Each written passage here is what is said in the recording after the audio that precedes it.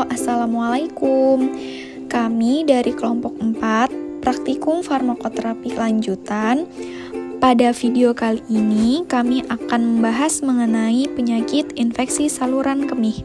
Adapun anggota dari kelompok kami yaitu Amaliah Permata, Desi Novitasari, Devita Nurfadila, Nur Fauziah, Nurmita Amalia, dan Retno Wulandari. Definisi ISK.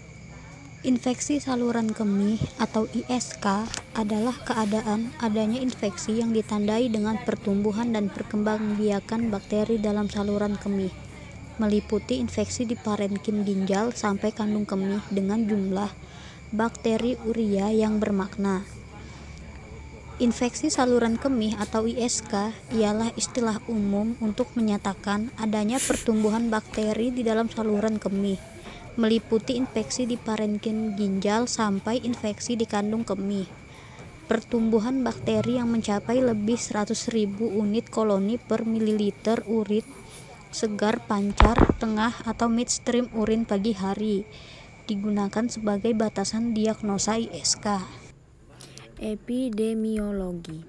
Menurut data penelitian, epidemiologi klinik melaporkan 25-35% semua perempuan dewasa pernah mengalami ISK.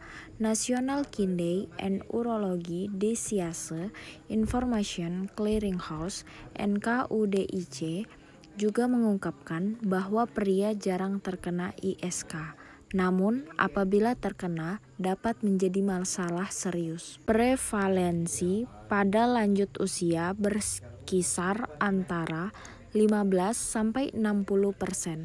Rasio antara wanita dan laki-laki adalah 3:1.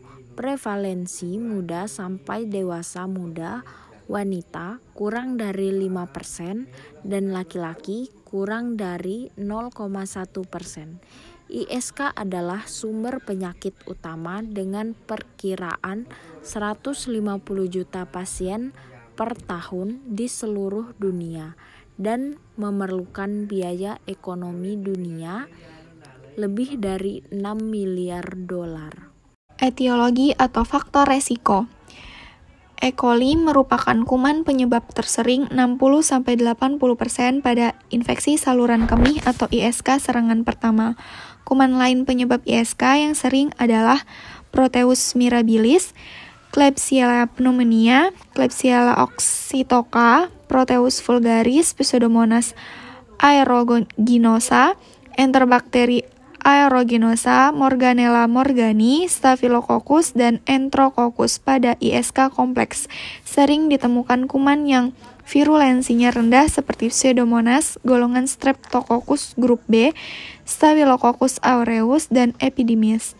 Bakteri yang berasal dari vasas atau dubur masuk ke dalam kandung kemih dan sampai ke ginjal. Terdapat banyak faktor yang menyebabkan terjadinya peningkatan angka kejadian ISK. Bervariasinya penyebab ISK, luasnya spektrum organisme yang menjadi penyebab, serta sedikitnya uji klinis yang telah dilaksanakan, mempersulit penyusunan antimikroba pilihan yang dapat digunakan dalam terapi ISK. Faktor risiko yang paling sering diidentifikasi adalah penggunaan antibiotik sebelumnya dan penggunaan katerisasi. Manifestasi klinis.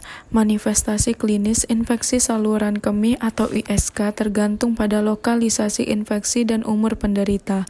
Pada ISK atas, pyelonefritis, gejala ditandai dengan adanya demam, nyeri perut atau pinggang, mual, dan muntah.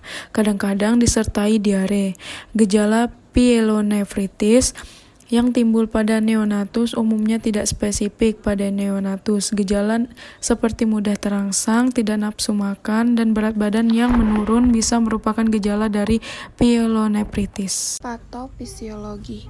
Infeksi saluran kemih terjadi ketika bakteri atau kuman masuk ke dalam saluran kemih dan berkembang biak. Saluran kemih terdiri dari kandung kemih, uretra, dan 2 ureter dan ginjal. Sejauh ini diketahui bahwa saluran kemih atau urin bebas dari mikroorganisme atau steril. Infeksi saluran kemih terjadi pada saat mikroorganisme ke dalam saluran kemih dan berkembang biak di dalam media urin.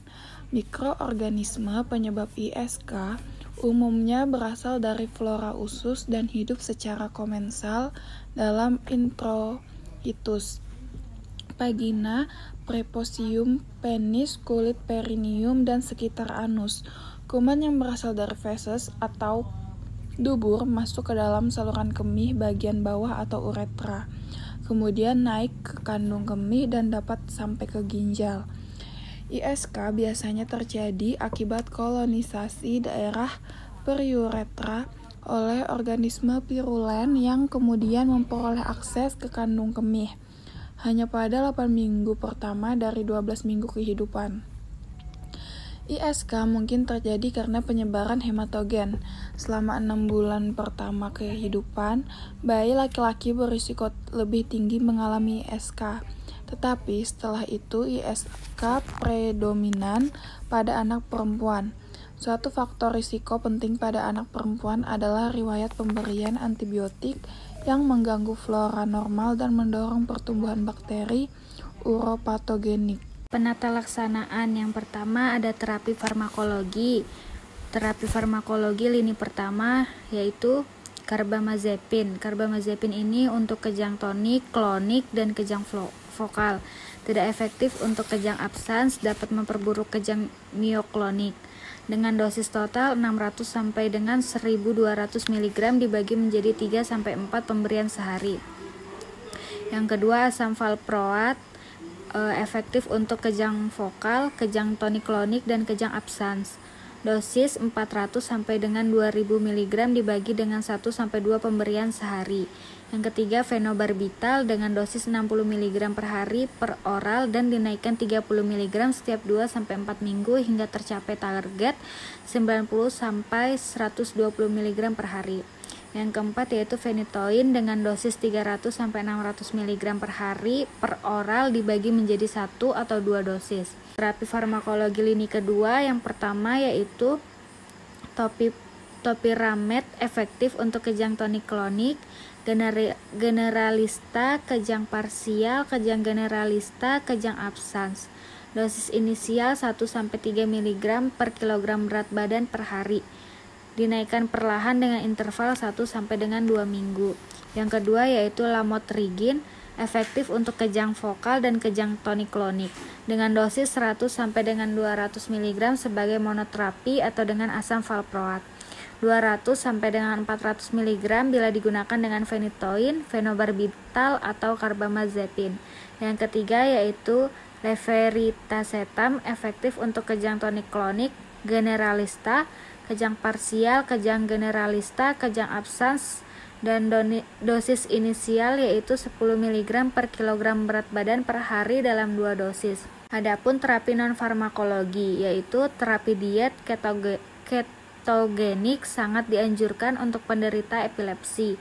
Pertama kali dikenalkan pada tahun 1920. Diet ketogenik, diet rendah gula dan protein namun mengandung lemak yang tinggi.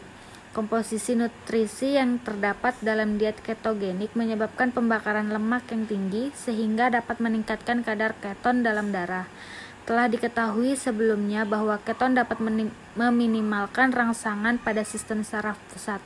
Kelemahan dari terapi diet ini adalah sering terjadi gangguan pencernaan seperti mual dan diare, malnutrisi, dan pembentukan batu saluran kemih karena diet ini seringkali mengandung asam urat tinggi. Terapi diet ini dapat menurunkan kejadian kejang sebesar 25 sampai dengan 50%. Adapun terapi bedah. Terapi bedah merupakan tindakan operasi yang dilakukan dengan memotong bagian yang menjadi fokus infeksi, yaitu jaringan otak yang menjadi sumber serangan. Diindikasikan terutama untuk penderita epilepsi yang kebal terhadap pengobatan. Berikut ini merupakan jenis bedah epilepsi berdasarkan letak fokus infeksi. Yang pertama, lobektomi temporal, yang kedua, eksisi korteks ekstratemporal, yang ketiga, hemisferektomi, dan yang keempat, kolostomi. Demikian video mengenai penjelasan penyakit infeksi saluran kemih atau ISK dari kelompok kami. Kurang dan lebihnya kami mohon maaf. Wassalamualaikum warahmatullahi wabarakatuh.